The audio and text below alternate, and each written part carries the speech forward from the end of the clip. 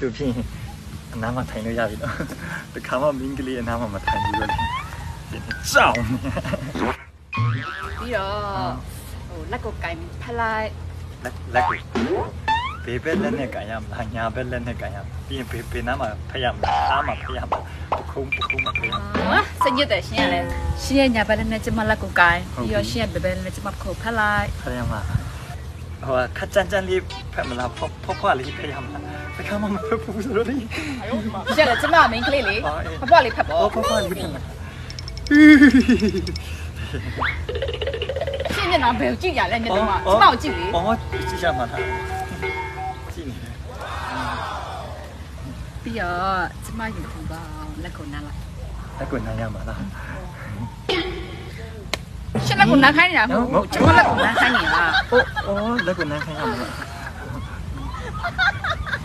ငါပြီးဆိုတော့နင်းနေနာငါပြီးဆိုတော့နင်းနေနာငါပြီးရင်စားထားတယ်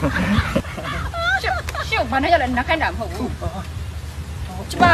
မရှုပ်တော့လို့ရှုပ်လို့ခိုင်းနေတယ်တော်ပြီကျမပေါ့ဖွာလေးနားလိုက်ပေါ့ပေါ့နားရမှာ